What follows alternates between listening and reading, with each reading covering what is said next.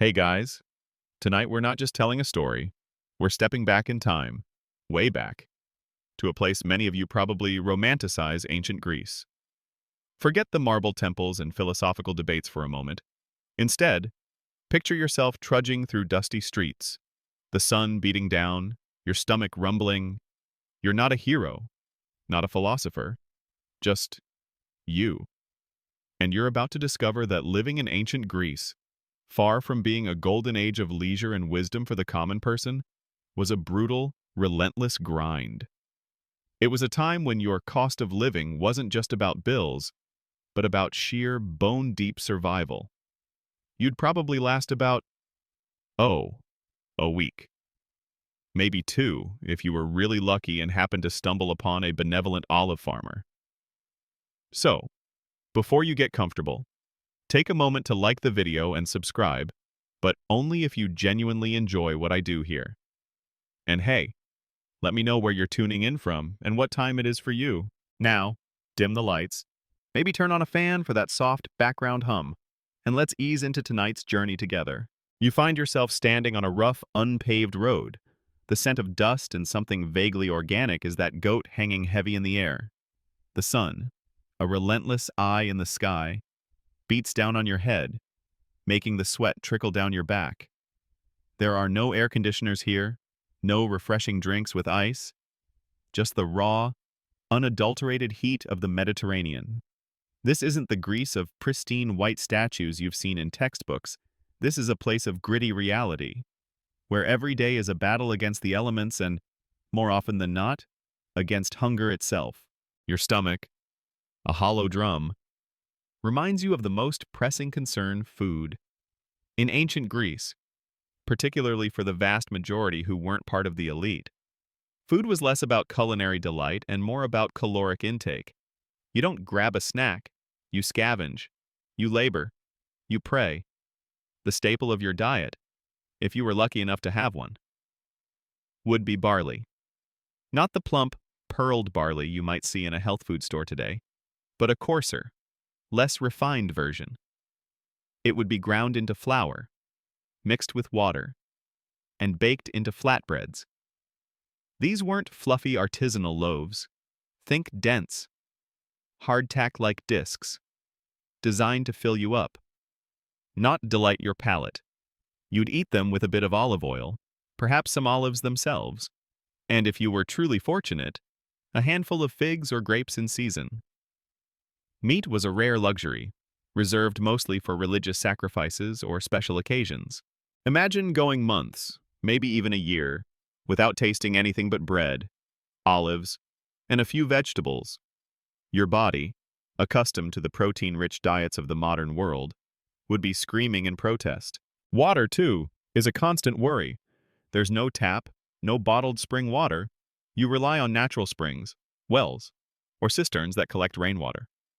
The quality, highly variable. Dysentery, cholera, and other waterborne diseases were rampant. Silent killers that picked off the young and the old with ruthless efficiency. Every sip of water is a gamble. You learn to conserve every drop, to savor the coolness of a shaded well, to understand that life itself flows from these precarious sources.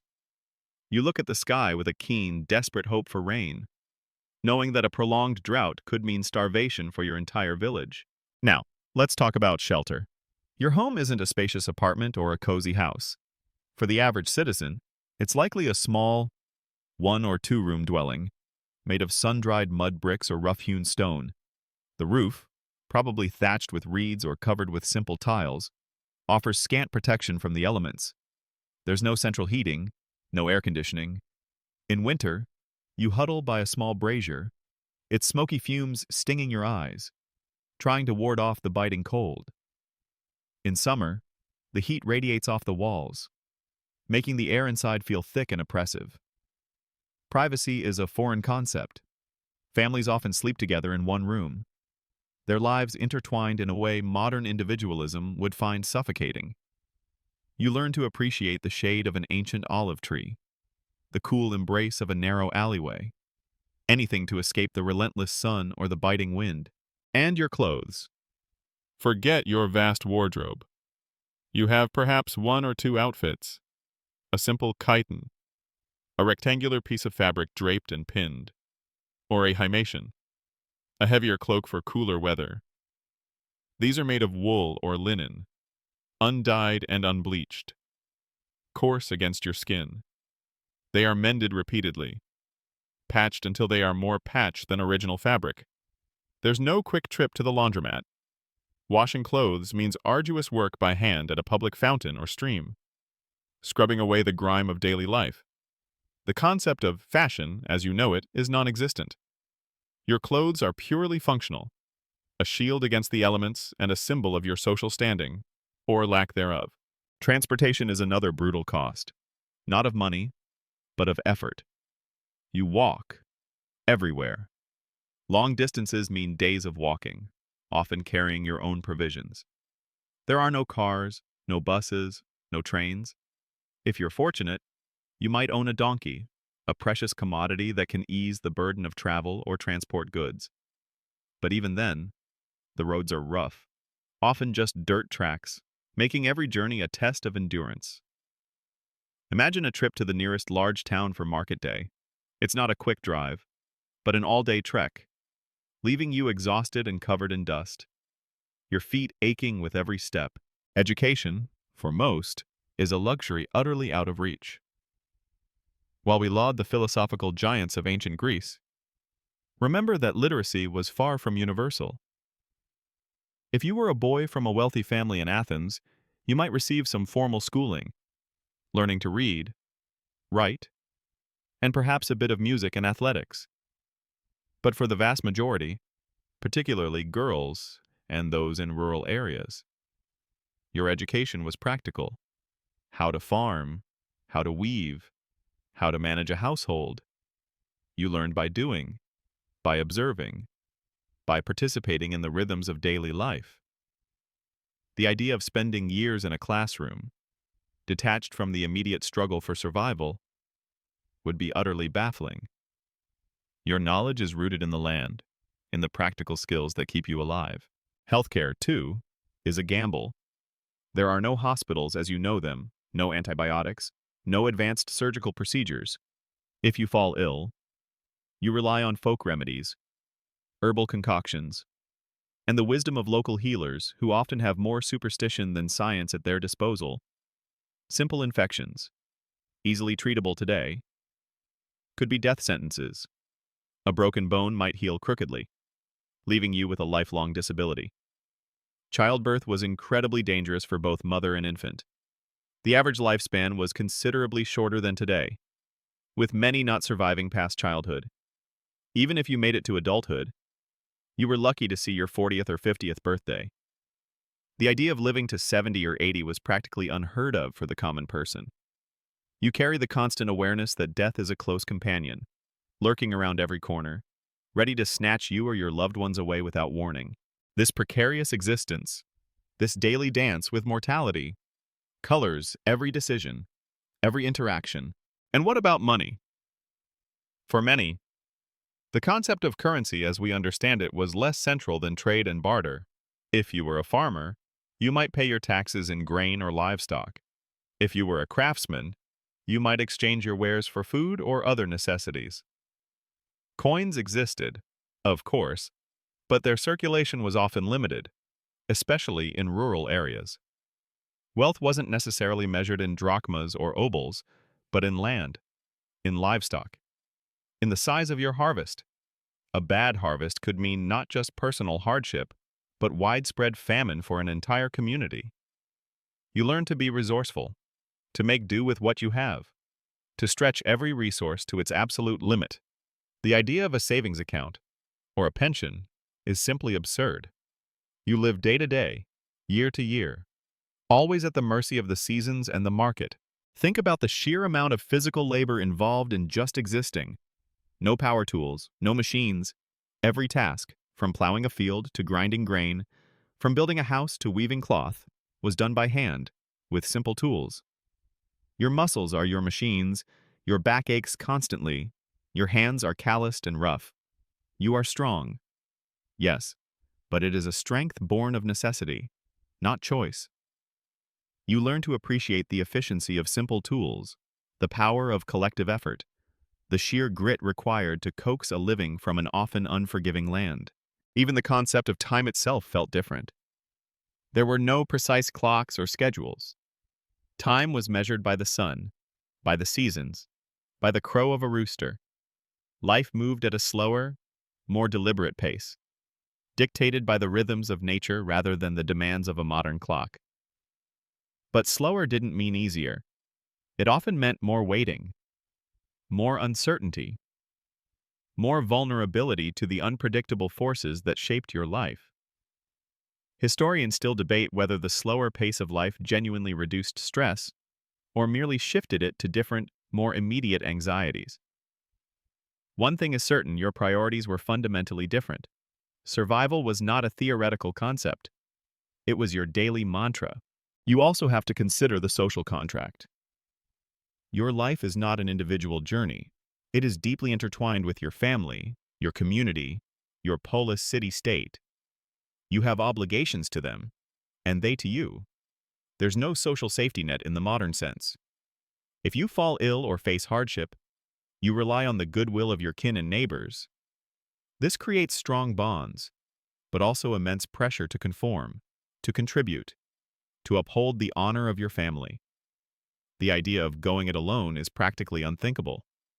You are part of a collective, for better or worse. This ancient Greek emphasis on community, on civic duty, might seem admirable from a distance. But up close, it often meant sacrificing personal desires for the greater good of the group. The political landscape, too, was a constant background hum of instability. While Athens boasted its democracy, many city-states were oligarchies or tyrannies. Wars between polis were frequent, disrupting trade, destroying crops, and turning young men into soldiers. You lived with the constant threat of conflict, of invasion, of your way of life being uprooted by the ambitions of powerful leaders or the animosity between neighboring states. Even if you weren't directly involved in combat, the ripple effects of war, higher taxes, disrupted markets, food shortages would undoubtedly reach your doorstep. This pervasive sense of insecurity shaped decisions, influenced allegiances, and added another layer of anxiety to an already challenging existence. Consider the role of women. For the vast majority, life was centered around the household. Your daily tasks would involve grinding grain, weaving cloth, managing food stores, raising children, and maintaining the home. Your world was largely confined to the domestic sphere, with limited opportunities for public life or formal education. While some city-states had different customs, the general pattern was one where women's lives, though vital to the household's survival, were often undervalued in the public eye. Your role was crucial, but often invisible, the silent engine that kept the household running amidst constant scarcity. And then there's the concept of personal hygiene. It's a luxury that barely exists. Public baths were available in some cities, but they were often communal, and access might be limited for the poorest. Soap, as you know, it didn't exist. People used olive oil and strigils, a curved blade, to scrape off dirt and sweat. Imagine the body odor, the prevalence of lice and fleas, the general grunginess that permeated daily life. You'd quickly get used to it, of course, because everyone else would be in the same boat. But your modern senses would recoil at the sheer lack of cleanliness. A pleasant scent wasn't from perfume, but perhaps from a few aromatic herbs rubbed on the skin. This wasn't a world of gleaming surfaces and sanitized environments. It was a world where dirt was simply a part of life. Finally, think about the simple act of relaxation. What did you do for fun? There were no screens, no books for most, no organized sports teams for spectators. Leisure time, when it existed, was often communal. Storytelling, music, dice games, and simple physical activities would fill the few hours you weren't working. Religious festivals offered a chance for celebration and spectacle, but even these were often tied to civic duty and tradition. Your concept of entertainment would be vastly different, rooted in shared experiences and basic pleasures rather than the endless distractions of the modern world. Life was about enduring, surviving, and perhaps finding small pockets of joy amidst the relentless struggle. You've just gotten a taste of the relentless daily grind, the constant negotiation with scarcity that defined life for most in ancient Greece. Now, let's narrow our focus and journey to a very particular corner of this world. A city-state whose very name evokes an image of stern discipline and unwavering dedication, Sparta. Forget the gentle philosophical debates of Athens. In Sparta, life was a crucible, designed to forge unyielding warriors from birth. Your individual comfort wasn't just low on the priority list, it was actively suppressed, deemed a weakness. Imagine, if you can, being born into this society. From the moment you drew your first breath, your life wasn't truly your own. If you were a male infant, immediately after birth, you would be presented to a council of elders. This wasn't a quaint naming ceremony, it was a ruthless inspection. They would examine you for any physical deformities or weaknesses. If you were deemed unfit, too small, too sickly, imperfect in any way, you would be abandoned. Not out of malice, but out of a brutal practicality. Sparta had no room for weakness. Every citizen had to be a potential asset, a future warrior. This chilling practice, the exposure of infants, highlights the stark reality of life where the collective survival of the polis overshadowed any individual's right to exist. It's a shocking concept to modern sensibilities, but it was a cold, hard fact of Spartan life. If you passed this initial inspection, your upbringing would be unlike anything you could conceive. For the first 7 years, you would remain with your family, though even then, discipline was paramount. You wouldn't be coddled or indulged. Spartan mothers were renowned for their stoicism, often encouraging their sons to be strong and fearless. There were no elaborate toys, no soft blankets.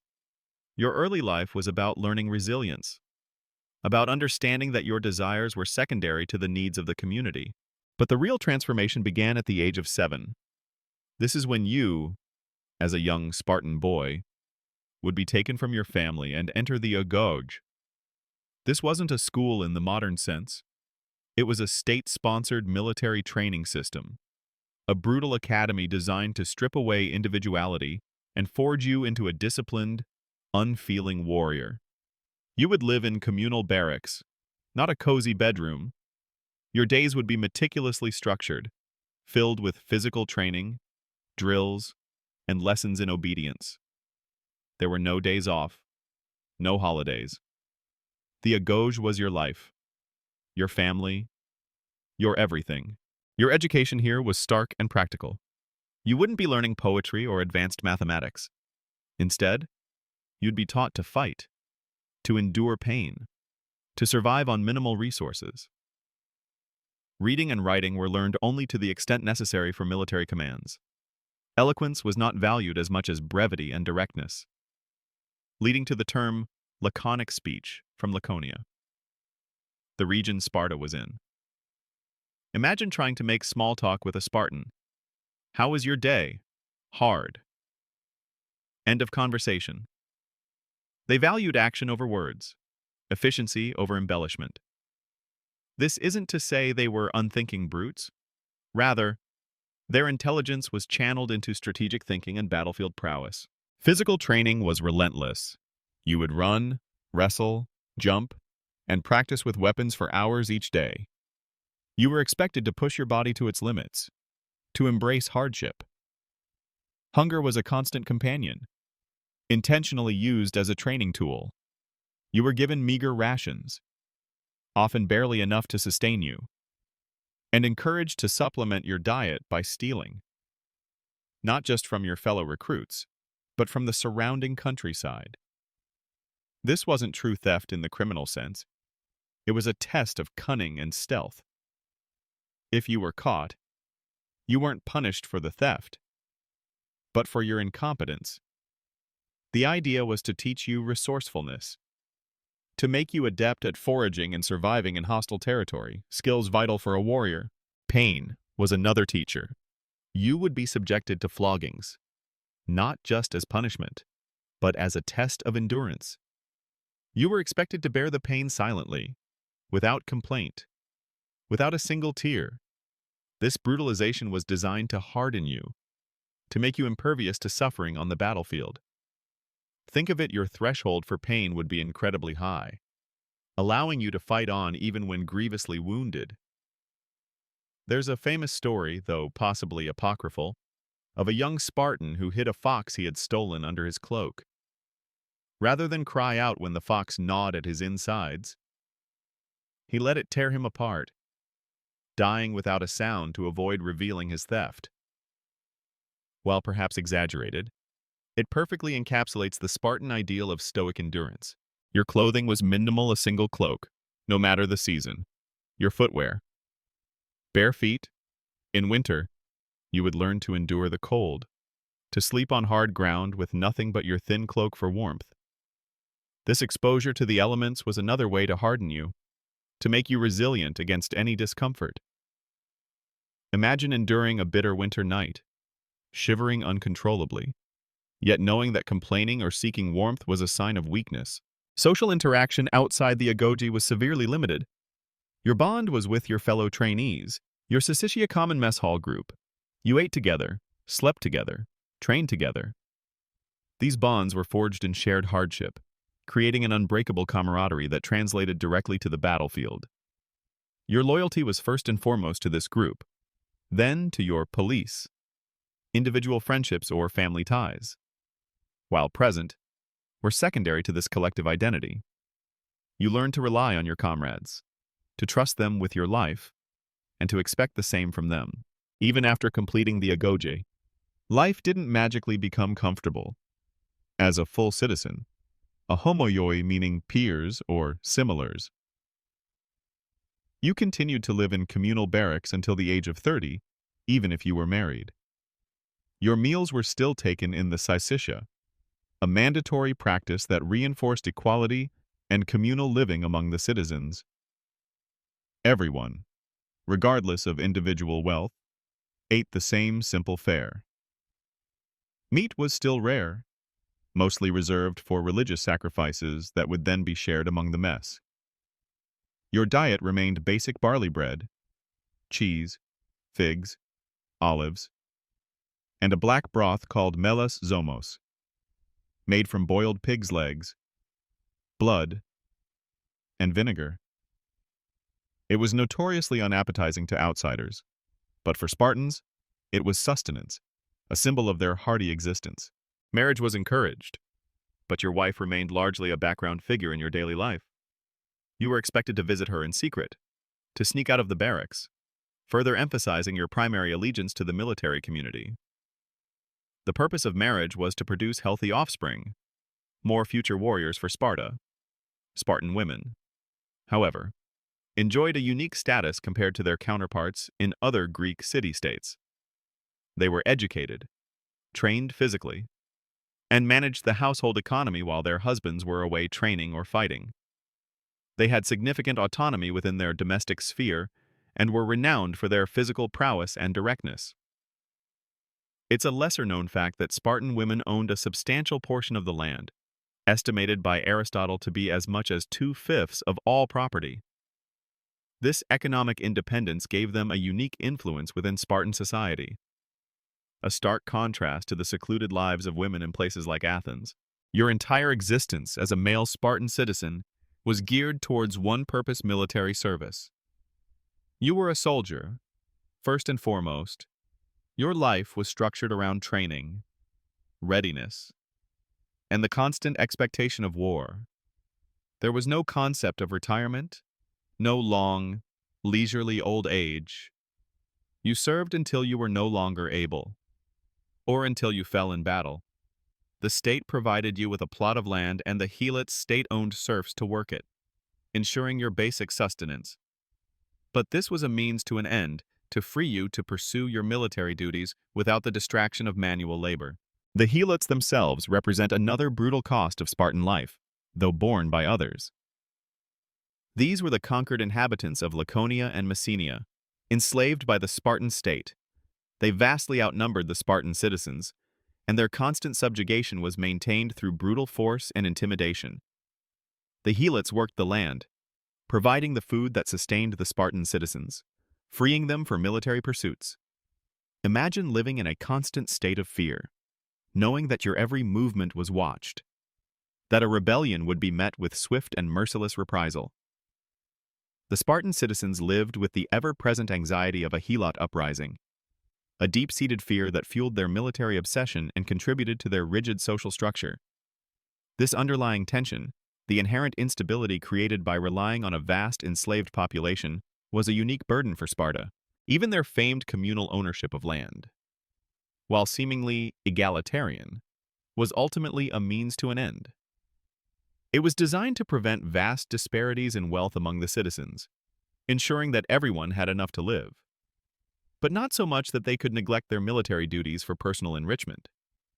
This wasn't socialism in the modern sense. It was a system engineered for military efficiency. The exact nature of Spartan land distribution, and whether it was truly equal or simply minimized extreme differences, is still debated by historians.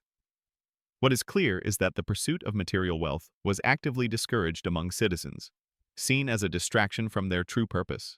Leisure, for a Spartan citizen, was virtually non-existent. There were no grand public entertainments, no vibrant artistic scene like in other Greek city-states. Your free time, if you could even call it that, was spent in further training, communal meals, or discussing military strategy. The very idea of art for art's sake, or philosophical speculation detached from practical application, would have been alien to the Spartan mindset. Their lives were about utility, about efficiency, about strengthening the state.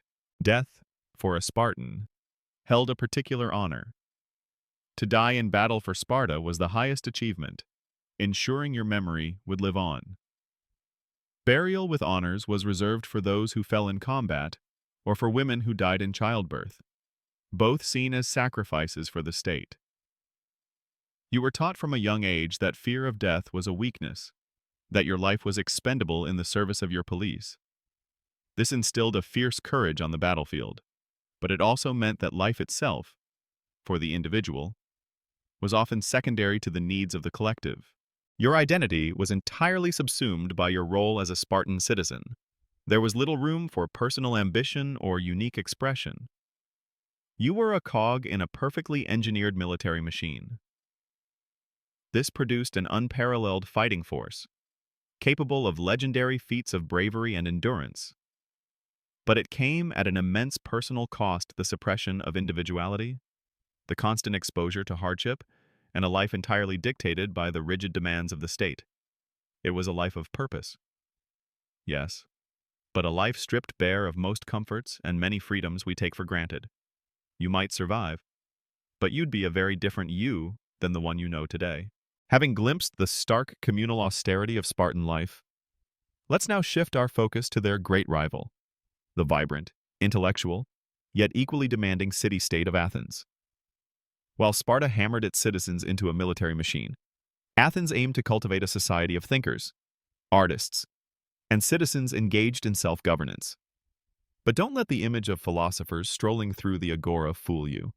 For the average Athenian, life was still a relentless struggle against scarcity, a delicate dance between civic ambition and daily survival. You arrive in Athens, and immediately, the air feels different. It's bustling, noisier, filled with the shouts of vendors, the murmur of conversation, the clatter of artisans at work. The city is a sprawling collection of houses, some grander than anything in Sparta, but many just as humble as your previous imaginary dwelling. The streets are narrow, winding, and often unpaved, prone to dust in summer and mud in winter. Sanitation, as you might imagine, is rudimentary. Open drains carry refuse, and the scent of human and animal waste often hangs heavy in the air. A stark reminder that even in this cradle of democracy, basic public health was a constant challenge. Your home, if you're a typical Athenian citizen of modest means, isn't a grand villa. It's likely a small house, perhaps 1 or 2 stories, built around a central courtyard. The walls are made of sun-dried mud brick, plastered and whitewashed. Windows are small and high, primarily for ventilation and light, not for gazing out at the world. Privacy is limited, families are large, and living spaces are cramped. You share your home with your extended family, parents, children, perhaps even grandparents or unmarried siblings. Furniture is sparse and functional. Simple wooden beds with straw mattresses, chests for storage, and small tables. There's no elaborate decor, no soft furnishings. Life is lived primarily outdoors in the courtyard or in the public spaces of the city. The rhythm of your day is dictated by the sun and the demands of your profession. If you're a farmer, living just outside the city walls, your day begins before dawn, heading out to tend your small plot of land. If you're an artisan in the city, you head to your workshop early, ready to craft pottery, work leather, or forge metal. There's no 9-to-5 workday. You work as long as there's light, and as long as there's a demand for your labor. Every day is a pursuit of income, a quest to produce enough to feed your family. Food, much like in other Greek city-states, forms the bedrock of your daily struggle. Your diet is predominantly vegetarian. Barley bread is the staple, accompanied by olives, figs, grapes, and pulses. Lentils, chickpeas, onions, garlic, and wild greens add flavor. Fish, if you live near the coast, might be a regular addition, but fresh meat is still a rare indulgence, typically associated with religious sacrifices. Imagine the constant feeling of being full, but never truly satisfied, always longing for the richer, more varied diet you're accustomed to. You learn to make every scrap count, to waste nothing.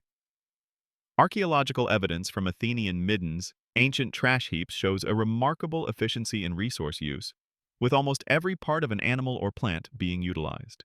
Water is collected from public fountains, supplied by aqueducts bringing it from distant springs. The journey to the fountain, often with a large ceramic pot balanced on your head, is a daily chore, particularly for women. The quality is generally better than a private well, but still not perfectly safe. You understand the preciousness of every drop, especially during the long, dry summers. Clothing for Athenians is similar to Spartans in its simplicity, tunics of linen or wool, draped and pinned. The distinction lies more in the quality of the fabric, the intricacy of the pins, and the occasional splash of color for the wealthy. For you, the average citizen, your clothes are practical, durable, and few. They are cleaned by beating and rubbing them with soda ash or fuller's earth, a laborious process, usually done by women. Education in Athens is a fascinating contrast to Sparta. If you are a boy from a citizen family, you would typically begin formal schooling around the age of 7. This would involve learning to read and write using wax tablets and papyrus, memorizing poetry, and studying music and physical training. This education, however, was not free. Your parents would pay a private teacher, meaning that for the very poorest, even this basic education was out of reach. Girls, unfortunately, received no formal public education. Their learning was focused on domestic skills, taught by their mothers within the confines of the home. This highlights a significant societal cost, the untapped potential of half the population. Public life, for a male citizen, is incredibly important. Athens prided itself on its democracy, where citizens directly participated in the governance of their city-state. You are expected to attend the ecclesia assembly, a gathering of all male citizens, to debate laws, elect officials, and make decisions that affect the entire polis. This is your right, your duty, and your privilege. Imagine spending hours under the open sky, listening to passionate orators, debating the merits of war or taxation. It's an empowering experience, but also a demanding one. Your voice matters, but it also means you bear direct responsibility for the outcomes.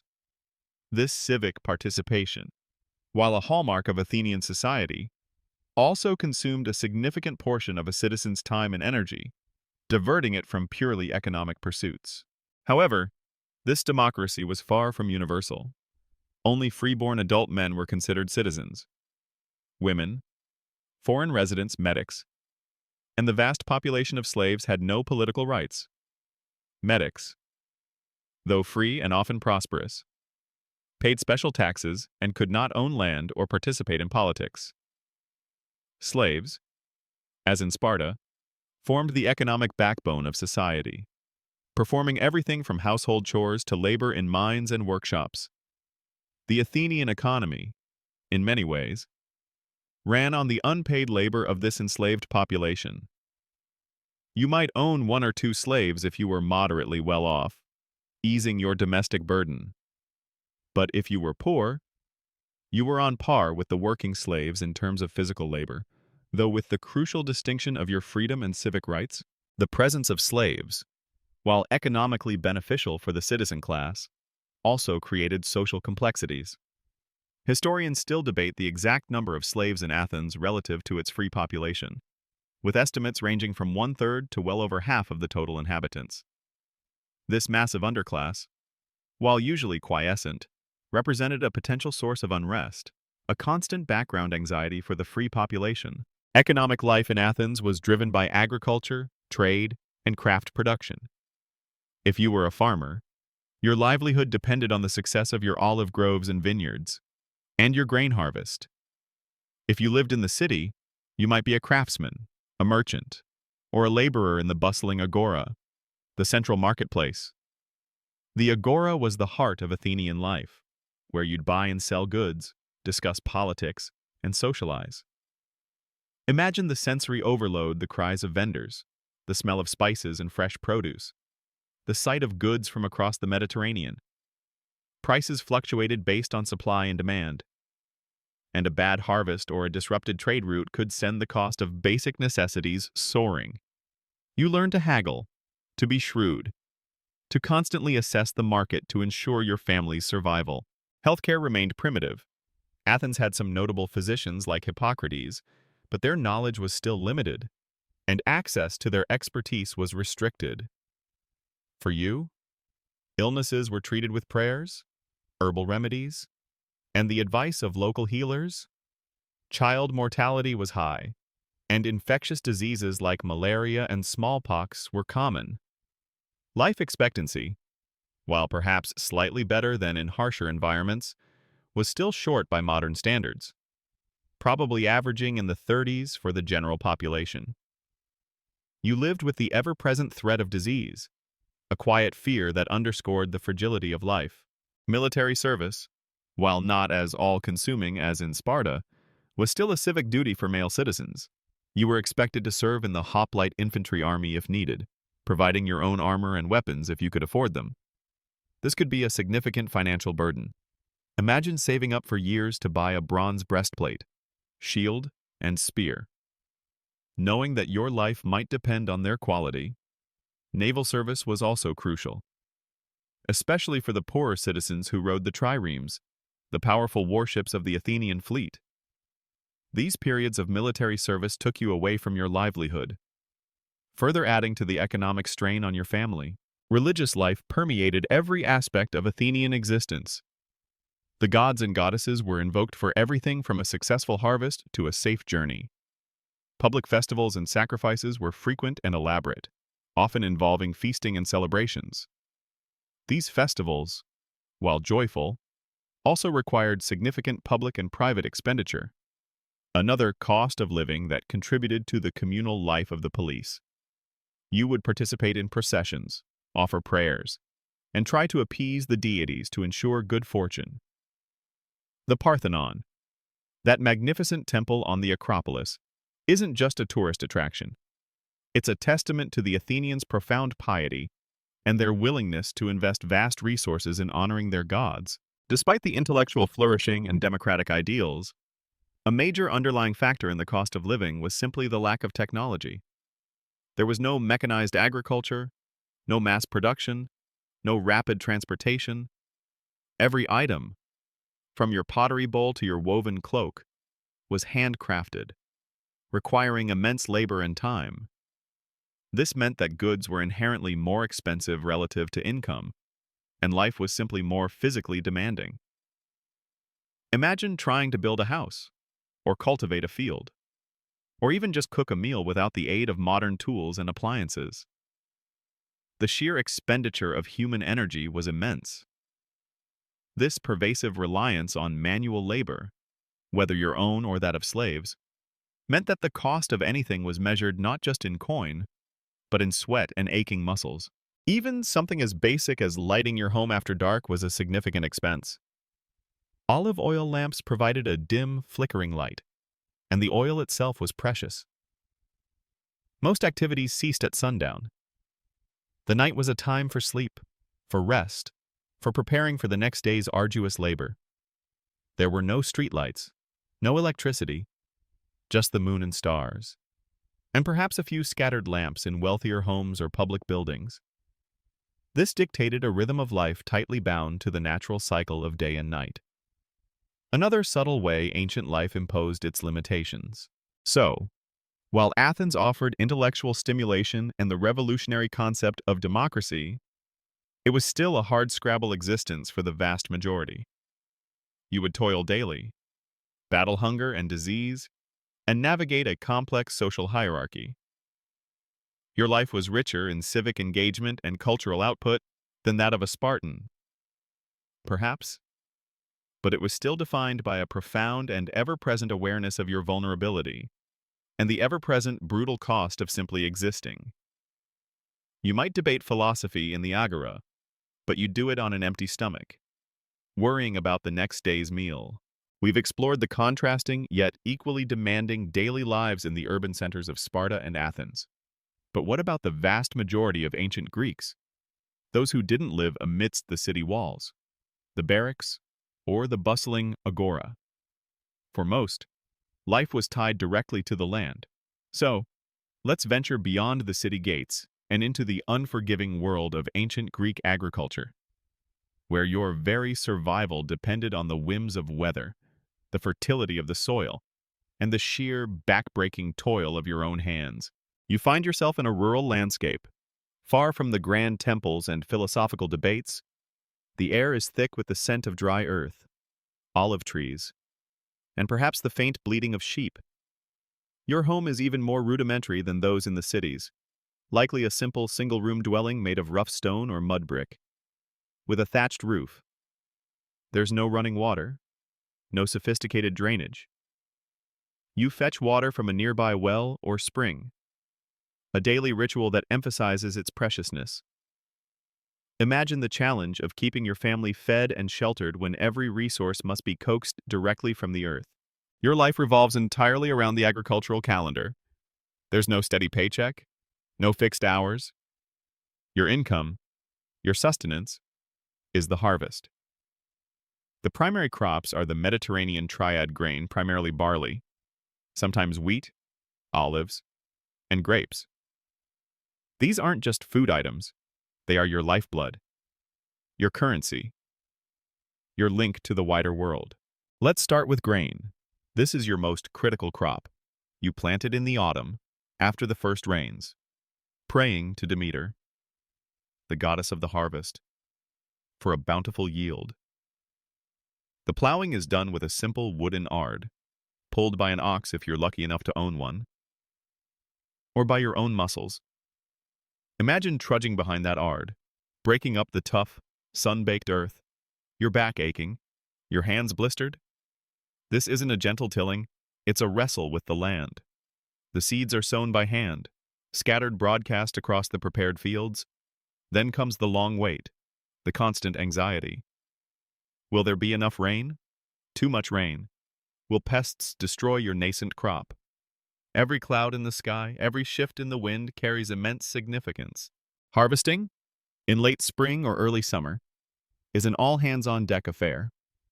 You use a small, handheld sickle to cut the stalks, bending over for hours under the relentless sun. Then comes threshing, separating the grain from the chaff, often by leading oxen over the stalks on a threshing floor, or by beating them with flails. This is dusty, physically exhausting work. Finally, winnowing, tossing the grain into the air so the wind carries away the lighter chaff. Imagine the cloud of dust, the grit in your teeth, the sheer muscular effort required to process enough grain to feed your family for a year. A single bad harvest could mean starvation, not just for you, but for your entire village. Historians still debate the exact yields of ancient Greek agriculture, but it's clear that even a slightly below-average year could push a community to the brink. This constant precarity made resilience a fundamental necessity. Next are olives. These are your long-term investment, your source of wealth and versatility. Olive trees take years to mature, so planting them is an act of faith, a legacy for your children. They are hardy, able to grow in poor, rocky soil, which is plentiful in Greece. The olive harvest, typically in late autumn, is another intense period of labor. You beat the branches with long poles, knocking the olives onto sheets spread beneath the trees. Then, the olives are crushed in presses, often simple stone mills powered by hand or animal, to extract the precious olive oil. This oil isn't just for cooking, it's used for lighting lamps, for personal hygiene as a substitute for soap, and as a valuable trade commodity. A good olive harvest could mean the difference between mere subsistence and a slight surplus. The value of an olive tree was so great that, in Athens, cutting one down was a serious offense, often punishable by death. And then there are grapes, which produce wine. Like olives, vineyards require significant effort to establish and maintain. The harvest in late summer is another labor-intensive period, picking the ripe bunches by hand. The grapes are then trodden underfoot to extract the juice, which is fermented in large clay vats. Wine is more than just a drink. It's a staple of the ancient Greek diet, often diluted with water, and an important trade good. It's a source of calories, a way to make unpalatable water safer to drink, and a central part of social and religious life. Imagine the careful tending of your vines, hoping for sweet, plump grapes, knowing that the quality of your wine could affect your reputation and your income. Beyond these staples, you might cultivate a small garden plot with vegetables like onions, garlic, lentils, and cabbage. But these would be supplementary, not primary calorie sources. Livestock is also important. You might keep a few goats or sheep for milk, cheese, wool, and occasional meat. Pigs are valued for their quick growth and fat. Cattle are rarer, prized for their strength as draft animals. Caring for these animals, feeding them, protecting them from predators, managing their breeding adds another layer of responsibility and labor to your already demanding life. The concept of land ownership itself is crucial. For many free citizens, owning a small plot of land, no matter how humble, was the cornerstone of their identity and their political rights. It was the means by which you sustained your family and, if you were in a democratic polis like Athens, qualified for citizenship. But land was often fragmented, inherited and divided among sons, leading to smaller and smaller plots, making it increasingly difficult to produce a surplus. This fragmentation of land was a persistent economic challenge across many Greek city-states, driving some citizens into poverty or forcing them to seek opportunities elsewhere. The agricultural tools available to you are incredibly basic. A simple wooden plow, a hoe, a sickle, a pruning knife. There are no tractors, no advanced irrigation systems. Every furrow is cut with muscle, every harvest reaped by hand. This necessitates communal labor during peak seasons. Your neighbors help you, and you help them, forming a vital social safety net.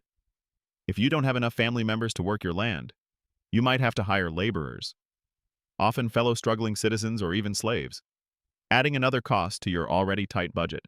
The weather, as mentioned, is your constant master. A prolonged drought means your crops wither and die. Excessive rain can lead to floods or fungal diseases. A late frost can destroy your budding olive trees. You live at the mercy of forces you cannot control, constantly hedging your bets, making offerings to the gods, hoping for their favor. This profound dependence on nature instills a deep sense of humility and a constant awareness of your vulnerability. Transportation for your agricultural produce is another major hurdle. Roads are poor or non-existent. You haul your olives, grapes, or sacks of grain to the nearest market town on the back of a donkey, if you have one, or simply on your own back. Imagine the arduous journey, often miles over rough terrain, just to sell a portion of your meager surplus or trade for essential goods like tools or salt. The cost of transportation, in terms of time and effort, significantly eats into your potential profits. The threat of debt hangs over every farmer like a storm cloud. A single bad harvest, a sick animal, or an unexpected tax could force you to borrow money, often at exorbitant interest rates. If you couldn't repay, you could lose your land, or even, in earlier periods and some regions, be forced into debt slavery. The fear of losing your ancestral land, the very foundation of your family's existence, was a powerful motivator and a constant source of anxiety. The reforms of Solon and Athens, which famously banned debt slavery, highlight just how prevalent and devastating this issue was for the common farmer. This specific historical detail underscores the brutal reality of economic life for the ancient Greek peasant. For women in rural areas, life was no less arduous. While men worked the fields, women were responsible for processing the raw agricultural products. They ground the grain into flour, baked the bread, pressed the olives for oil, made cheese from milk, and wove wool into cloth. This was a continuous, physically demanding cycle of domestic labor, essential for the family's survival. Imagine spending hours each day at a hand mill, turning stone against stone to grind enough barley for your family's daily bread. This work was often unseen, unsung, but utterly indispensable. Even the concept of time off is foreign. There are no weekends, no paid holidays. Your labor is seasonal, intense during planting and harvest, and still ongoing during the off-season with tasks like maintaining tools, mending fences, and tending livestock. Your life is dictated by the sun and the seasons, a relentless cycle of toil. The simple fact is that for most ancient Greeks, life was a continuous negotiation with scarcity. There was no cushion, no safety net. A slight downturn in fortune, a drought, a flood, a war, could mean the difference between survival and starvation. You learn to live frugally, to make do with what little you have, to prioritize utility over luxury. The cost of living in rural ancient Greece wasn't just about money. It was about the constant expenditure of physical energy, the relentless anxiety of the next harvest, and the profound vulnerability to forces beyond your control. It was a life of quiet desperation for many, punctuated by moments of communal celebration and the enduring hope that the next season would bring better fortune. You learn to appreciate the simplest things: a good rain, a healthy crop, the warmth of the sun on your back after a long day's work. You felt the earth beneath your calloused hands in the countryside and navigated the bustling, yet challenging, city streets. Now, let's leave the solid ground behind and embark on a journey across the unpredictable, often treacherous, Mediterranean Sea. For ancient Greeks, the sea wasn't just a body of water, it was a lifeline, a highway for trade, and an ever-present source of both opportunity and immense peril. Understanding the brutal cost of living in ancient Greece means understanding the vital, yet precarious, role of maritime trade. Imagine standing on the docks of a bustling port like Piraeus, the port of Athens. The air is thick with the scent of salt, fish, tar, and exotic spices. The clamor of voices fills the air, merchants haggling, sailors shouting orders. The creak of timber and rope. The harbor is a forest of masts, a dizzying array of small fishing boats, sturdy merchant vessels, and sleek triremes, the warships that guarded these vital routes. This chaotic scene represents both hope and desperation. For many, especially those who couldn't coax a living from the land, the sea offered an alternative. You might become a sailor, a rower on a warship, or a merchant. Each path came with its own set of brutal costs. If you were a common sailor on a merchant vessel, Your life was one of constant exposure and relentless labor. Your ship, likely a simple wooden hull powered by sails and oars, offered little comfort or protection. You'd sleep on the deck, exposed to the elements, or in cramped, squalid quarters below. Your diet would be meager dried fish, ship's biscuit a hard, unleavened bread that could last for months, watered-down wine, and whatever fresh provisions could be acquired at infrequent stops. Scurvy, dysentery, and other diseases were rampant, often claiming more lives than storms or pirates. Imagine weeks, even months, at sea, constantly battling the elements, the rocking of the ship, the monotony of the open water, all while living on a diet that barely kept you alive. The greatest threat, of course, was the sea itself. The Mediterranean, though seemingly calm at times, could turn into a raging beast with terrifying speed. Sudden squalls, hidden reefs, and rocky coastlines were constant dangers. Navigation was rudimentary, relying on stars, sun, and familiar landmarks. There were no accurate maps, no compasses in the early periods, no sophisticated weather forecasts. A journey across a seemingly short stretch of water could take days or even weeks, entirely dependent on favorable winds. A shipwreck meant not only the loss of the cargo, which could be your entire livelihood, but often the loss of life itself. Drowning was a common fate for sailors. It's a chilling thought that for ancient Greek mariners, the very act of setting sail was an act of profound faith, a constant negotiation with the capricious will of Poseidon. And then there were pirates. The Mediterranean was notoriously infested with them, particularly in areas like the Aegean. These weren't romanticized swashbucklers, they were ruthless raiders who would attack merchant ships without mercy, seizing cargo, enslaving crews, or demanding exorbitant ransoms. Every journey was a gamble, not just against nature, but against human malice. Merchant ships often traveled in convoys or relied on naval protection. But even then, the threat was ever present. Imagine peering out into the vast expanse, knowing that any sail on the horizon could mean your doom. For the merchants themselves, the stakes were even higher. You might invest your entire fortune, your family's savings, into a cargo of grain from Egypt, timber from Macedon, or pottery from Athens. The journey was fraught with risk, but the potential rewards were immense. A successful voyage could bring great wealth. A failed one could plunge you into utter ruin, debt, and even slavery. There was no insurance in the modern sense.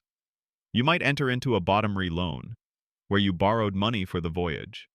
And if the ship and cargo were lost, you didn't have to repay the loan. But the interest rates were astronomically high, reflecting the extreme risk. If the voyage was successful, you repaid the loan with the exorbitant interest, and the remainder was your profit. This system perfectly illustrates the high-risk, high-reward nature of ancient trade. The goods themselves were a testament to the constant need for vital resources. Grain, as we've discussed, was paramount. Many city-states, especially Athens, could not feed their large populations solely from their own agricultural output. They relied heavily on imported grain from regions like the Black Sea, Egypt, and Sicily. A disruption in these grain shipments, due to war, piracy, or bad weather, could lead to famine and riots. Imagine the panic in the city when news arrived that a grain fleet was overdue. The price of bread would skyrocket, and the specter of starvation would loom large.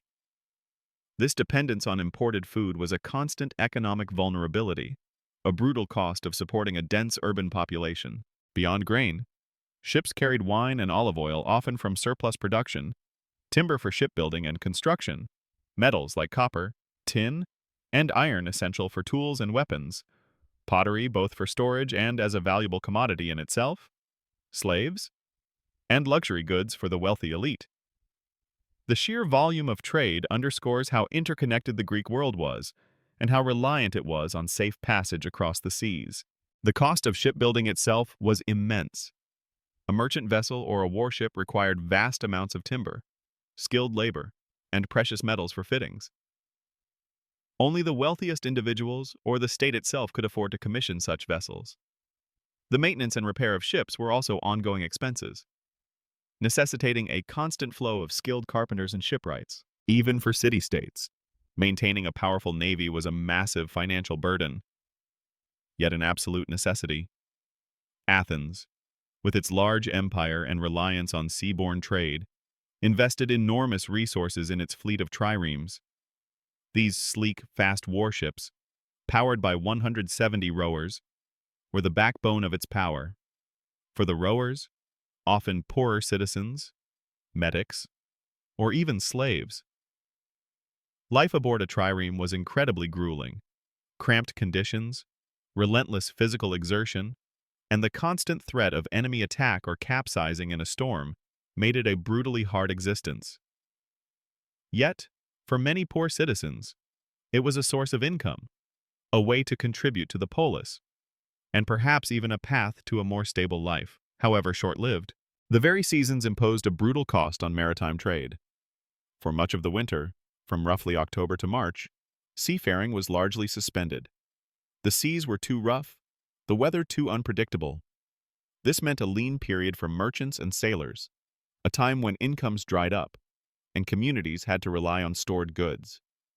Imagine preparing for months for this dead season, ensuring you had enough food and supplies to last until the fair weather returned in spring.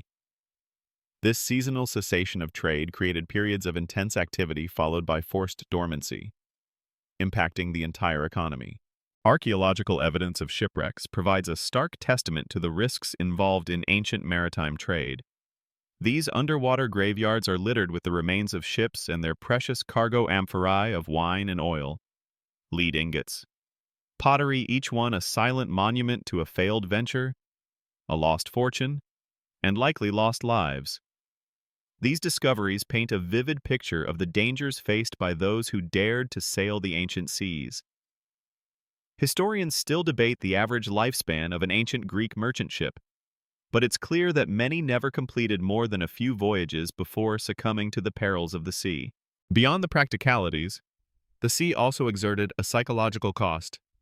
It represented the unknown, the vast expanse beyond the familiar shores. For many, it was a place of fear and superstition. Populated by mythical beasts and angry gods, sailors would offer sacrifices before voyages, praying for safe passage, acknowledging the immense power of the elements they were about to confront.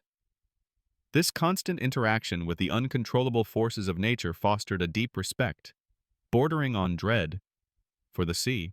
Even the humble fisherman faced a brutal daily grind.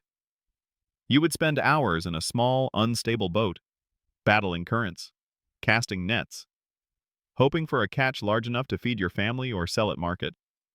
The sea provided, but it demanded a heavy toll in return. Long hours, physical exertion, and constant exposure to the elements. A sudden storm could capsize your boat, leaving your family without a provider. This was not a leisure activity. It was a desperate struggle for daily sustenance. In essence, the sea was both the lifeblood and the Achilles heel of ancient Greek civilization.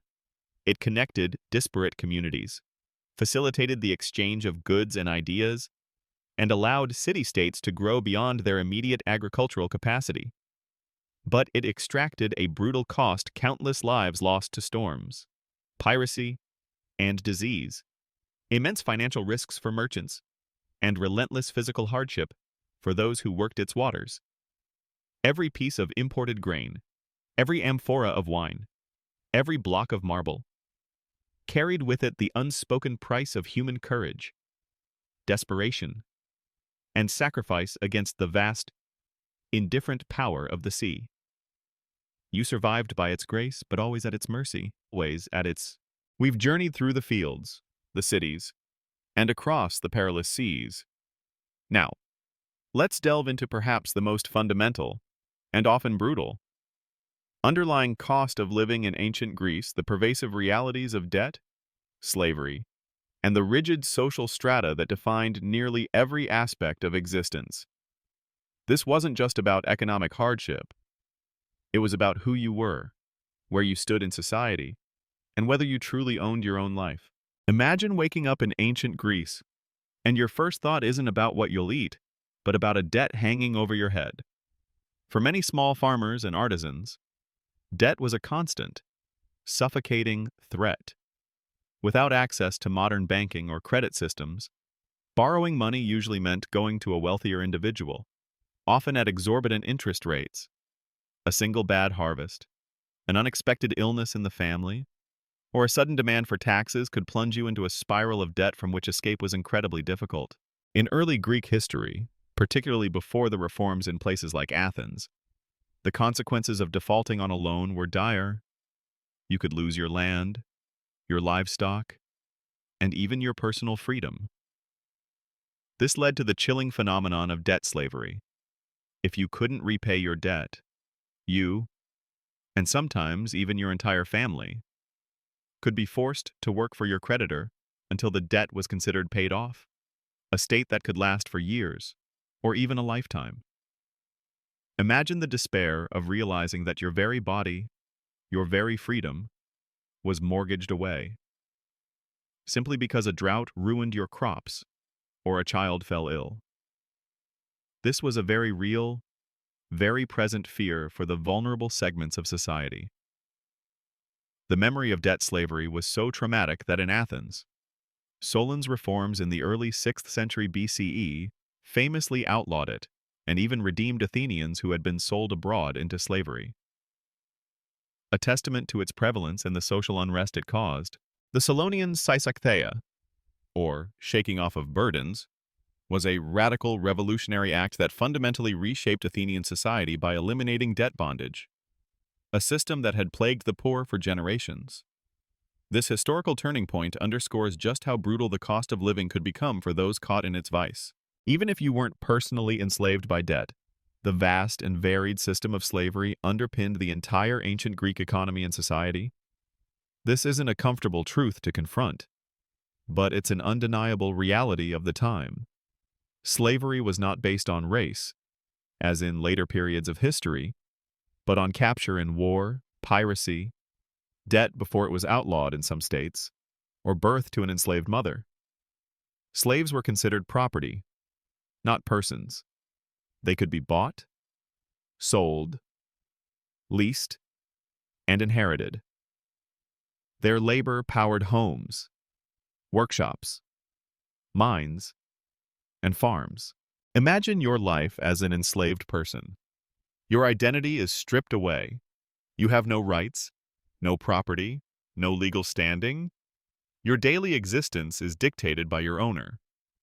If you are a household slave, you might perform tasks like grinding grain, cooking, cleaning, weaving, and tending to children. Your conditions could vary wildly, from being relatively well treated within a household though still without freedom, to enduring brutal physical abuse. You are utterly dependent on the whims of your master. Your food, your clothing, your shelter, all are at the discretion of another. If you are a slave in the mines, perhaps working the silver mines of Laurion near Athens, your life is a hellish existence. The work is incredibly dangerous, performed in dark, cramped tunnels, extracting ore with primitive tools. Accidents, cave-ins, and respiratory diseases are common. The hours are long, the conditions brutal, and the lifespan short. Imagine spending every day in darkness, chipping away at rock, knowing that escape is almost impossible and that your life is utterly disposable to your owner. This represents the absolute peak of the brutal cost of living, the cost of your very humanity. Agricultural slaves also faced relentless toil. They worked the land alongside free farmers or under overseers, performing the same backbreaking tasks of plowing, planting, and harvesting, but without the hope of personal gain or the dignity of land ownership. Their labor was crucial for feeding the population, freeing up citizens for military service or civic duties. The presence of slavery also had a profound impact on the cost of labor for free citizens. With a large, unpaid workforce readily available, the wages for free laborers were often driven down, making it harder for the poor to compete and earn a living wage. This created a complex economic dynamic where the cost of employing a free person became comparatively higher. pushing more people towards reliance on enslaved labor. Beyond debt and slavery, society was rigidly divided into distinct social strata, and your birth determined much of your life's trajectory. At the top were the citizens, freeborn men, typically with land and property, who held political rights. But even within the citizen class, there were significant distinctions. The very wealthy, the aristoi or best men, controlled much of the land and held prominent political positions. They lived lives of relative luxury, participating in symposia, philosophical debates, and athletic contests. They could afford fine clothing, better food, and the leisure to engage in civic life without the constant worry of daily survival. For them, the cost of living was about maintaining their status, their lavish entertainments, and their political influence. Below them were the middle-class citizens, often small landowners, artisans, or merchants. They had rights and responsibilities, participated in the assembly, and served in the military. Their lives were a constant balancing act, striving to maintain their economic independence and civic participation. They worked hard, but they had the dignity of freedom and the possibility of upward mobility, however slight. Your ability to provide your own armor and participate as a hoplite soldier often defined your status within this group. Then came the medics, or foreign residents. These were free non-citizens who lived and worked in Greek city-states, contributing to the economy as merchants, artisans, or skilled laborers. They paid special taxes and often served in the military, but they could not own land or participate in politics, despite often accumulating significant wealth. They remained outsiders, always aware of their distinct lesser status. Imagine building a successful business, contributing greatly to the city's prosperity, yet being denied the fundamental rights of citizenship simply because of your birth. This was a constant, underlying frustration for many medics. And at the very bottom were the slaves, with no rights whatsoever. Their existence was purely economic, their bodies and labor the property of another. The sheer scale of slavery varied by polis, but it was omnipresent. In Athens, it's estimated that slaves might have constituted a third or even more of the population. Their silent, unfree labor underwrote the leisured lives of the elite and the civic participation of the ordinary citizen. This reliance on slave labor fundamentally shaped the ancient Greek economy, arguably preventing the development of more advanced labor-saving technologies, as cheap labor was always readily available. It's a fascinating, if uncomfortable, paradox. The very society that gave us democracy and philosophy relied on a brutal system of human bondage. Your social position dictated your access to resources, your opportunities, and your very worldview. There was limited social mobility, especially for those born into the lower strata or into slavery. You were largely born into your role, and that role defined your life's challenges and comforts. A slave, no matter how talented, would almost never achieve freedom through their own means, let alone citizen status. A poor citizen might improve their lot through hard work or military success, but leaping into the aristocratic elite was virtually impossible. Even the concept of justice and legal protection varied by your social class. Citizens had recourse to the law. Slaves had very little, often being subject to the arbitrary will of their masters. Public shaming and corporal punishment, while not exclusive to lower classes, were certainly more likely to be inflicted upon them. Imagine being accused of a crime, knowing that your social standing, rather than the facts of the case, might heavily influence the outcome. This rigid social structure, fueled by economic realities like debt and sustained by the vast system of slavery, had profound implications for the individual. It meant that your cost of living wasn't a universal measure. It was deeply stratified. For the elite, it was the cost of maintaining luxury and influence. For the average citizen, it was the daily grind to preserve freedom and secure sustenance. For the medic, it was the cost of being an outsider, forever denied full participation.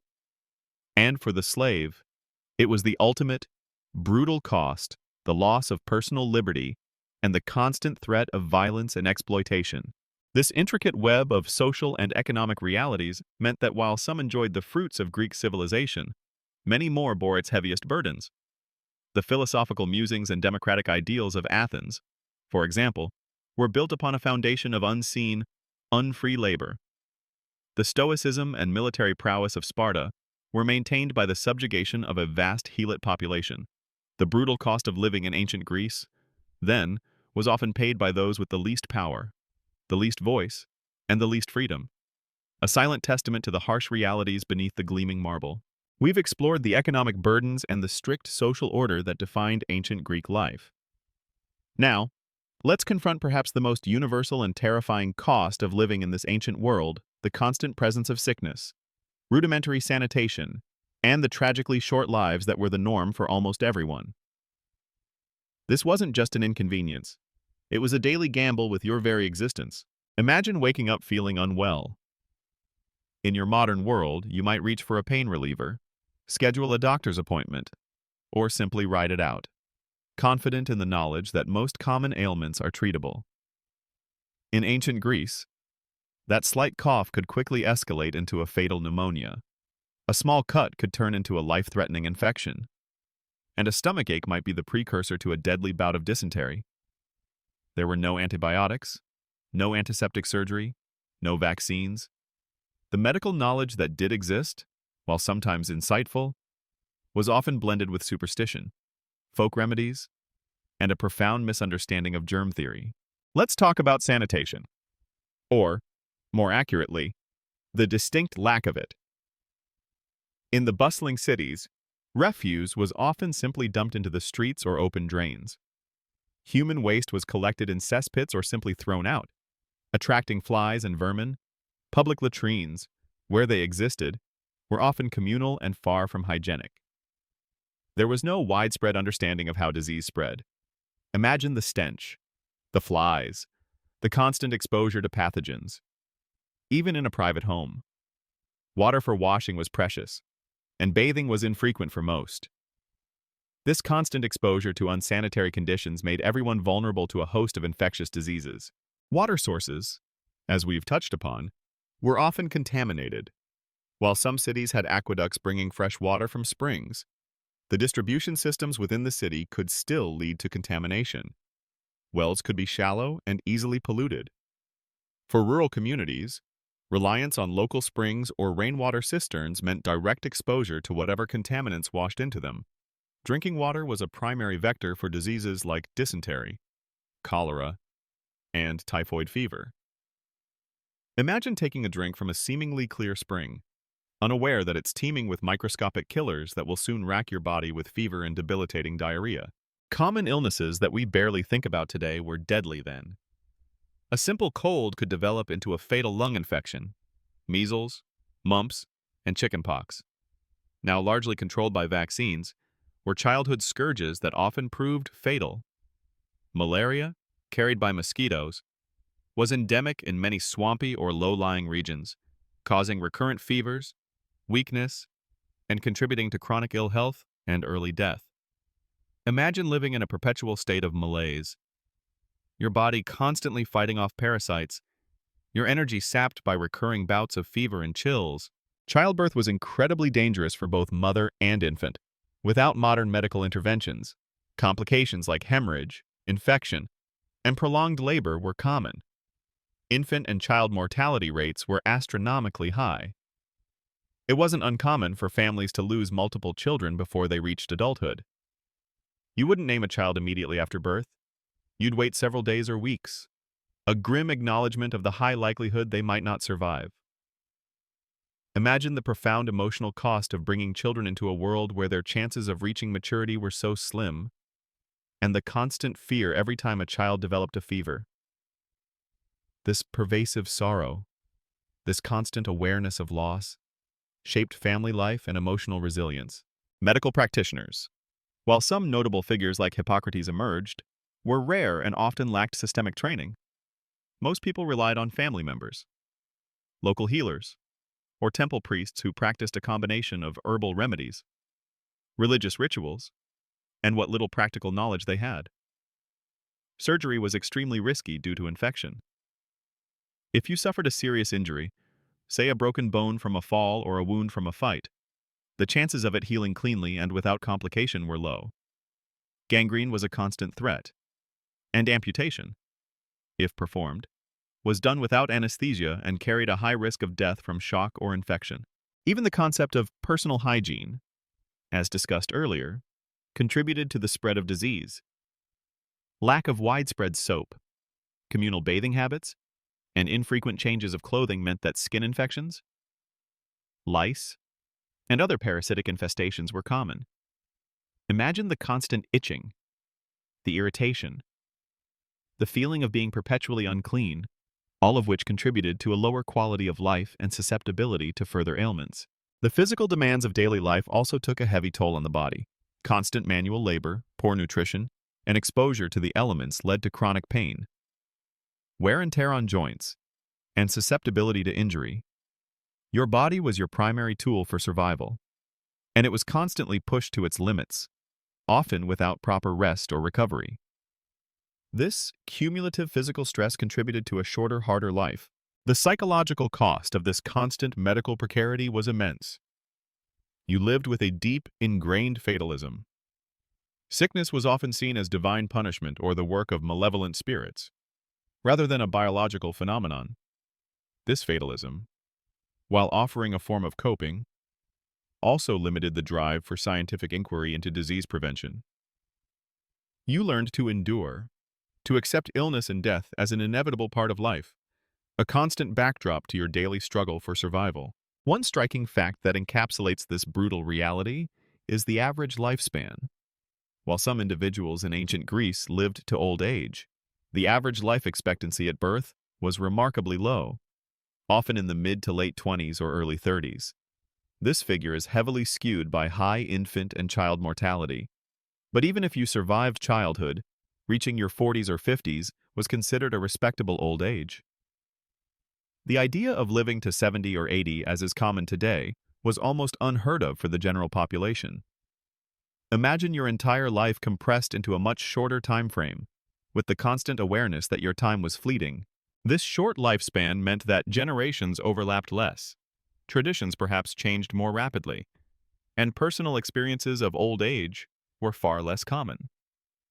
It affected everything from family structures to long-term planning. You would see your parents age quickly, and then be gone. Your own children would face the same precarious existence. This brevity of life meant that every moment, every year, every healthy season was precious, yet constantly under threat. Even during periods of relative peace and prosperity, the invisible enemies of disease and poor health were always lurking. Major outbreaks, or plagues, could devastate entire cities, wiping out huge percentages of the population.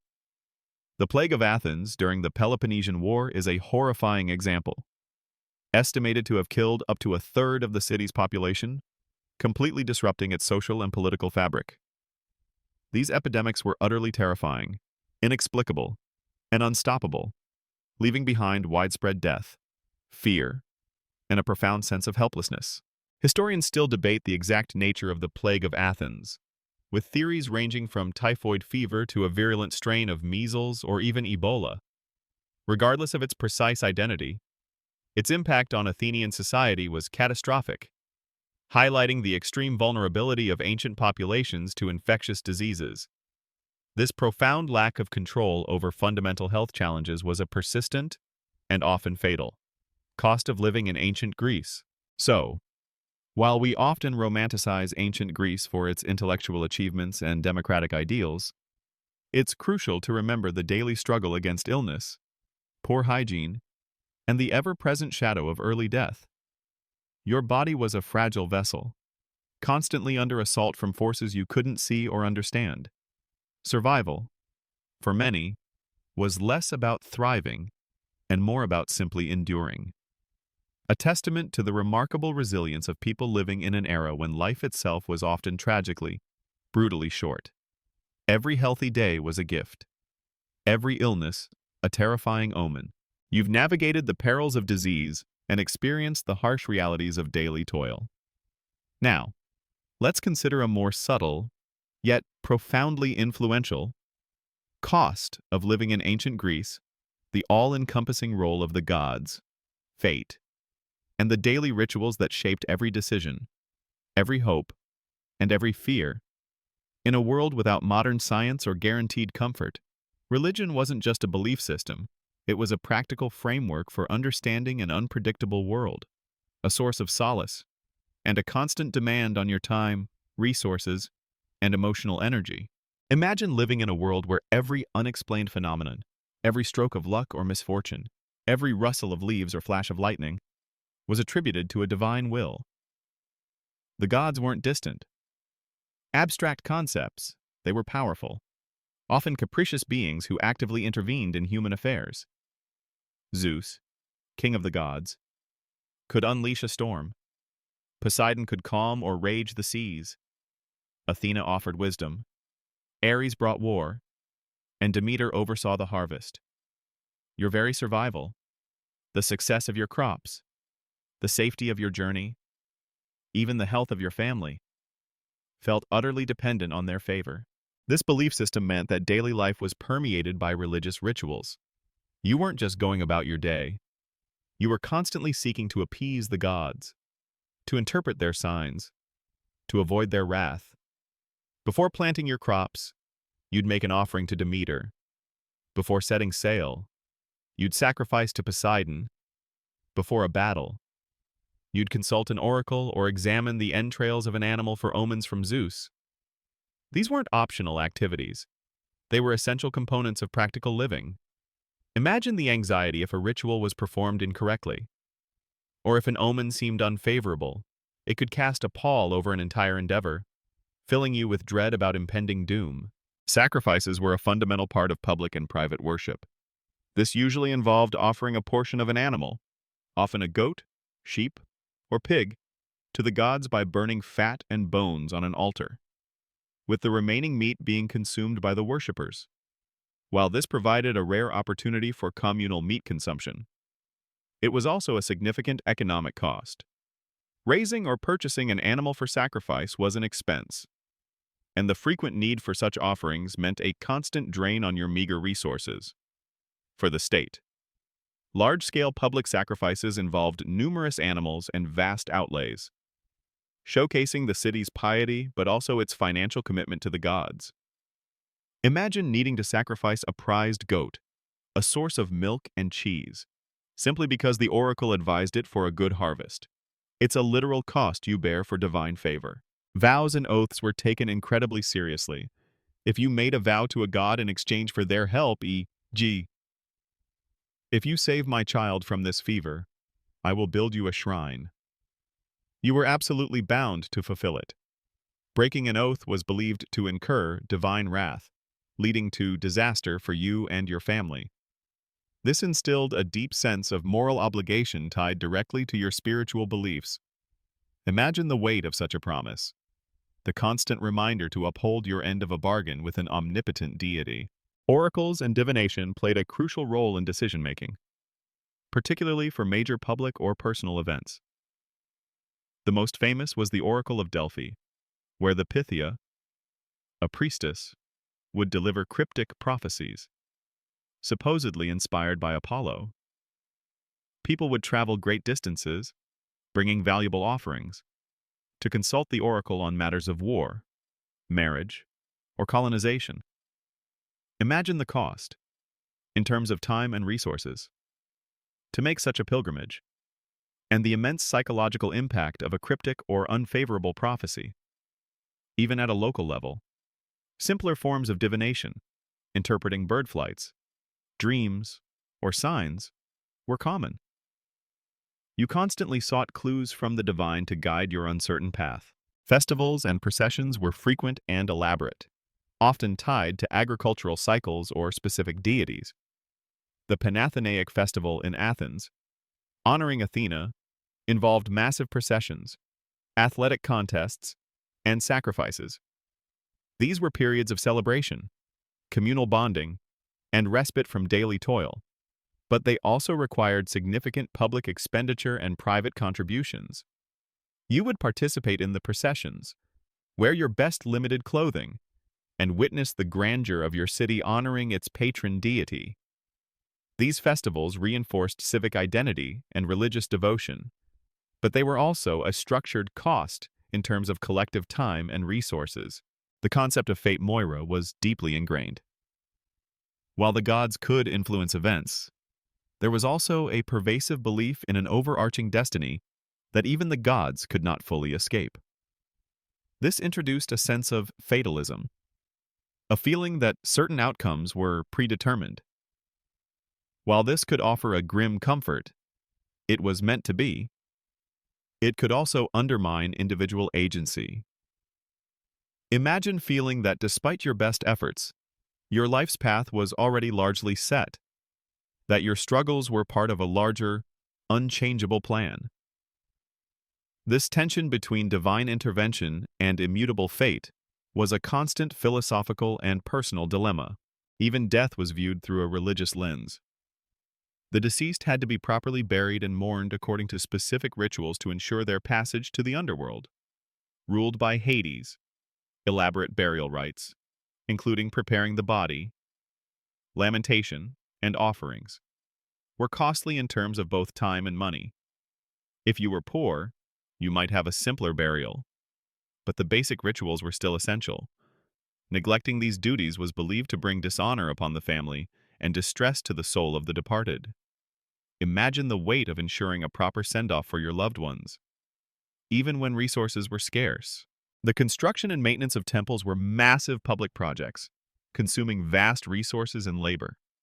Cities competed to build grander and more beautiful temples to honor their patron gods, believing it would bring divine favor and prestige. The Parthenon, for instance, was an architectural marvel, but its construction required immense wealth and the coordinated effort of countless laborers and skilled artisans. You, as a citizen, would contribute to these projects through taxes or forced labor. Another collective cost borne for religious and civic pride. Religious belief also imposed moral codes and societal norms, taboos, sacred places, and ethical guidelines were often derived from religious narratives and divine commands. Transgressing these could lead not just to legal punishment, but to fear of divine retribution.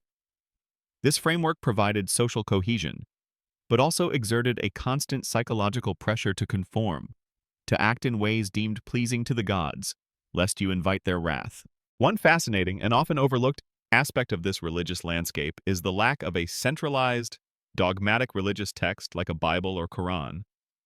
Instead, ancient Greek religion was decentralized, with local cults, myths, and practices varying from region to region. This meant that while core beliefs were shared, there was also a fluid, adaptable nature to religious life.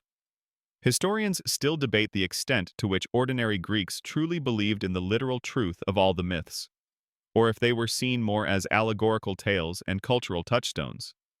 What is undeniable is the pervasive influence of these stories and the gods they depicted on daily life, shaping moral understanding, entertainment, and the very fabric of their society. In essence, living in ancient Greece meant living in a world saturated by the divine. The gods were not just figures in stories. They were active participants in your life, demanding respect, ritual, and resources. Fate was an ever-present force, shaping your destiny. This deeply religious worldview provided a framework for understanding a chaotic world, offered hope in times of despair, and instilled a sense of purpose. But it also imposed significant costs, financial expenditures for sacrifices and festivals.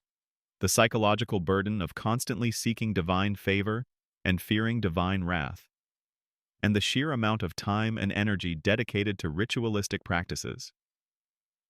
Your very existence was intertwined with the cosmos, a constant negotiation with powers far greater than yourself, adding a profound spiritual dimension to the brutal cost of simply being alive.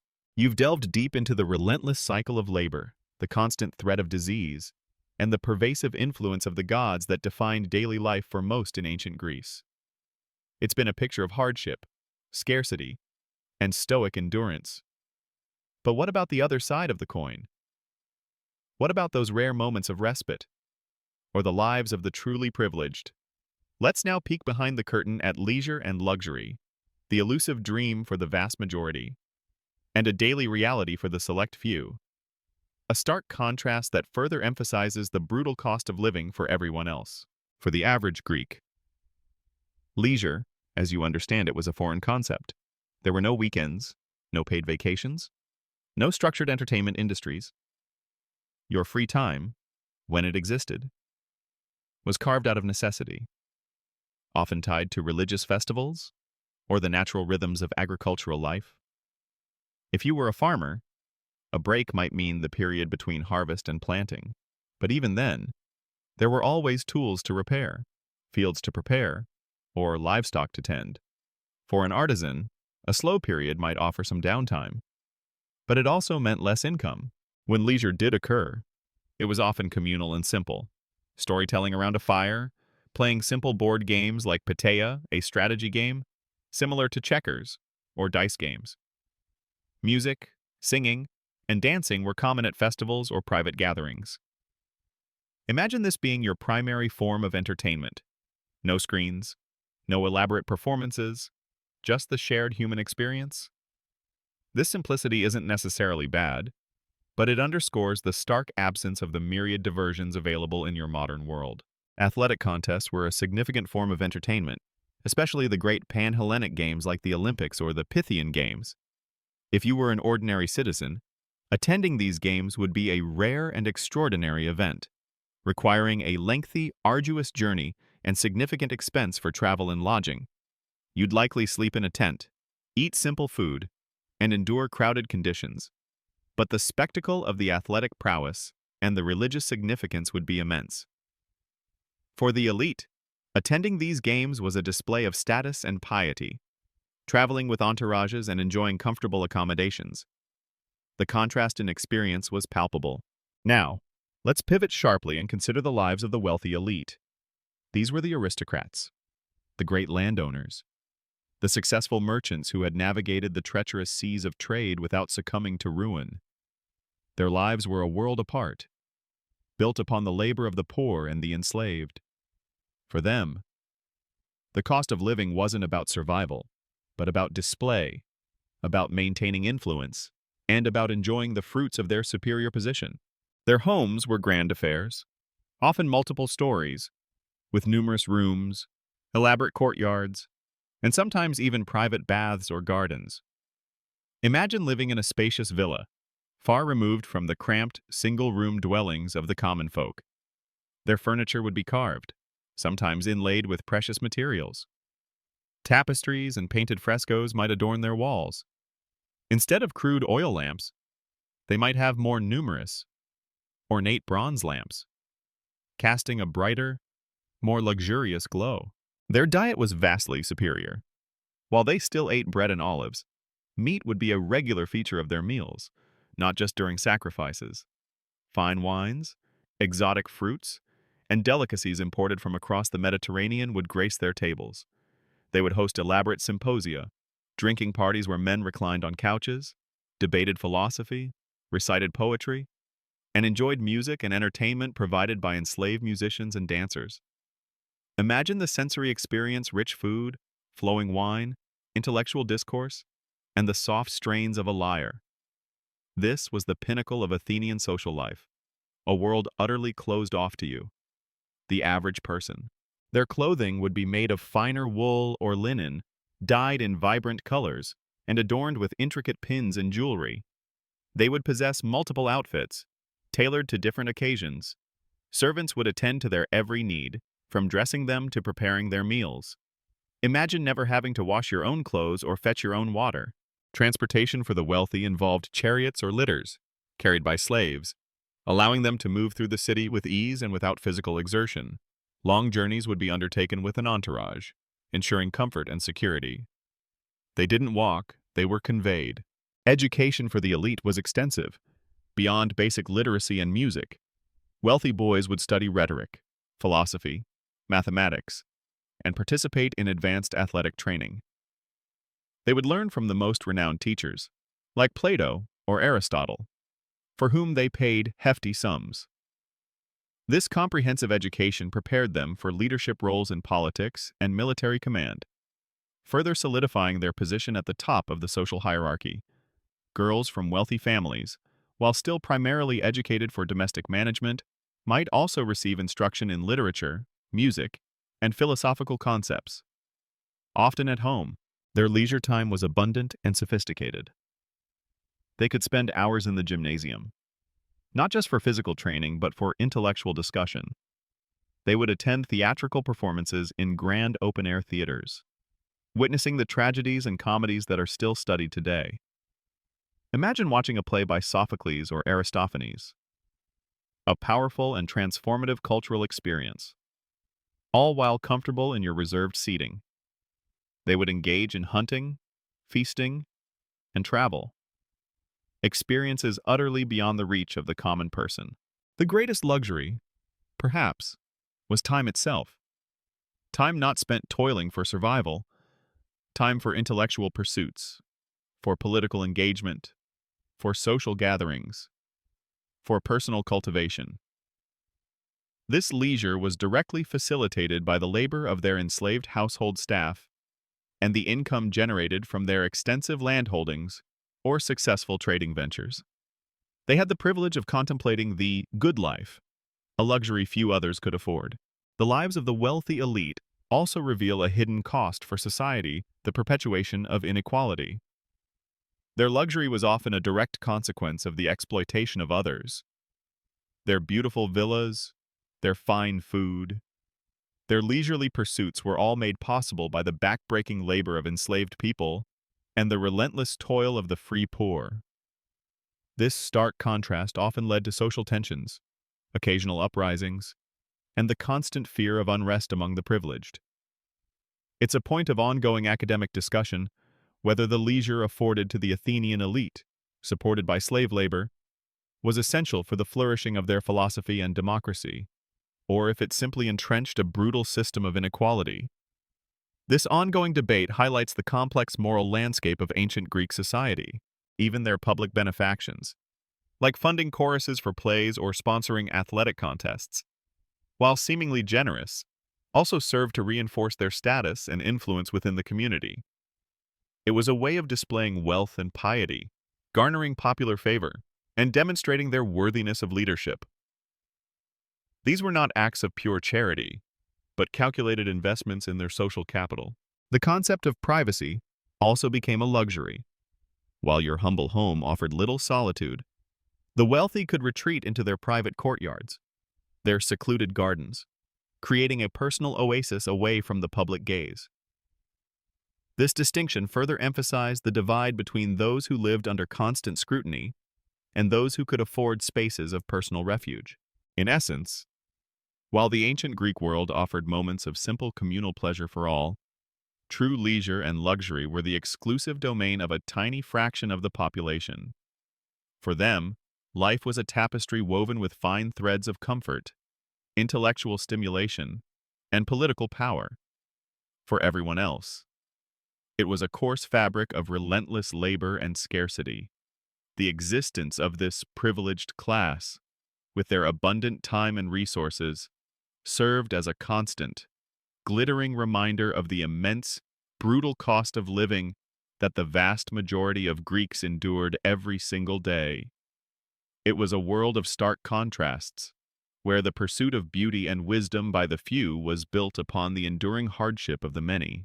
You've journeyed through the brutal realities of ancient Greek life, from the Spartan barracks to the Athenian agora, from the sun-baked fields to the treacherous seas, glimpsing the ever-present shadow of disease, debt, and the profound inequalities that defined existence. Now, as our journey through the past draws to a close, let's consider the echoes of austerity lessons for today. What can this ancient struggle with the cost of living teach us? Centuries removed from their world? Imagine, for a moment, looking back at your own life from the perspective of an ancient Greek. What would strike them first? Perhaps the sheer abundance of food, available at any time, from any corner of the globe. The constant flow of clean water from your taps. The warmth in your homes during winter. The coolness in summer. Controlled with the flick of a switch. the immediate access to medical care, antibiotics that banish infections, and surgeries that repair what would once have been fatal injuries, the speed of your transportation, the instant global communication, the vast array of entertainment at your fingertips. All of these, to an ancient Greek, would seem like impossible miracles, luxuries beyond comprehension. This simple exercise in perspective immediately highlights one of the most profound lessons: the incredible, almost unimaginable, material wealth and comfort we take for granted in the modern world. The cost of living today, while a very real and pressing concern for many, is a vastly different beast. It's about budgeting for housing, groceries, utilities, transportation, and discretionary spending. For the vast majority of ancient Greeks, the cost of living was about whether you'd eat tomorrow, whether your child would survive the year, whether your crop would fail and plunge you into debt slavery. Their survival was a daily, visceral struggle. Yet, despite this stark material difference, ancient Greek society faced many fundamental challenges that still resonate. Their struggles with resource scarcity are particularly instructive. While we don't worry about our olive trees dying or our grain ships being lost at sea in the same direct way, modern societies grapple with resource depletion, climate change impacting agriculture, and global supply chain vulnerabilities.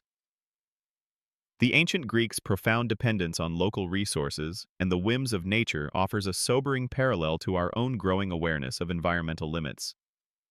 They understood, intimately, the fragile balance between human society and the natural world, a lesson we are still trying to internalize. The issue of social inequality also remains strikingly relevant. While the brutal system of chattel slavery is thankfully no longer widely legal, modern societies still grapple with vast disparities in wealth, access to opportunities, and fundamental rights. The Metics of Athens, free but denied full participation, find echoes in contemporary debates about immigration, citizenship, and the rights of guest workers. The struggles of the free poor, constantly battling debt and precarious livelihoods, resonate with concerns about economic justice, minimum wage, and the shrinking middle class in many parts of the world. The ancient Greek preoccupation with debt and its potential to destroy lives offers a historical mirror to modern concerns about consumer debt, student loans, and housing affordability. Consider the ancient Greek reliance on manual labor and the absence of advanced technology. Every task was performed by human hands, or with the aid of simple tools or draft animals. This meant that goods were inherently more expensive to produce and that life was physically exhausting. In contrast, modern society benefits from an explosion of technology, automating tasks and vastly increasing productivity. This has driven down the cost of many goods, making them accessible to far more people. However, this technological revolution also brings its own costs: job displacement, the need for constant reskilling, and new forms of digital inequality. The ancient world's hard-won efficiency, achieved through sheer human effort, reminds us of the true value of labor and the energy contained within every manufactured item. Even their approach to health and wellness offers a peculiar lesson. While primitive, their understanding of the body's connection to diet, exercise, and environment, often expressed through the humoral theory, laid some groundwork for later medical science. Their stoic acceptance of suffering and death, while born of necessity, stands in stark contrast to modern society's intense focus on extending life at all costs, sometimes losing sight of the quality of life. The plagues that swept through ancient cities remind us of our own vulnerability to pandemics, underscoring the ongoing importance of public health, sanitation, and scientific research. Finally, the ancient Greek emphasis on community and civic duty in places like Athens, born out of shared struggle and mutual reliance, offers a poignant contrast to modern individualism. While their democracy was imperfect and exclusive, the ideal of direct citizen participation, of collective responsibility for the polis, is a powerful legacy.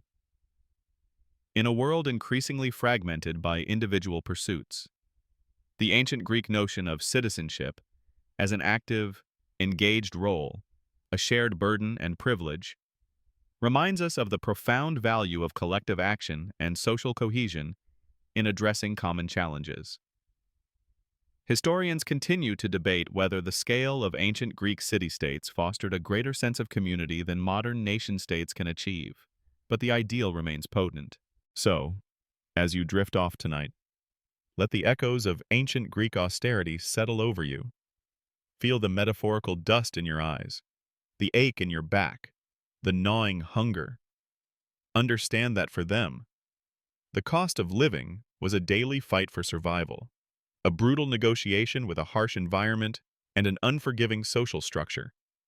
And in doing so, perhaps you'll gain a deeper appreciation for the comforts you possess, a greater understanding of the enduring challenges humanity faces, and a renewed perspective on the remarkable, often unspoken, luxuries of your own time.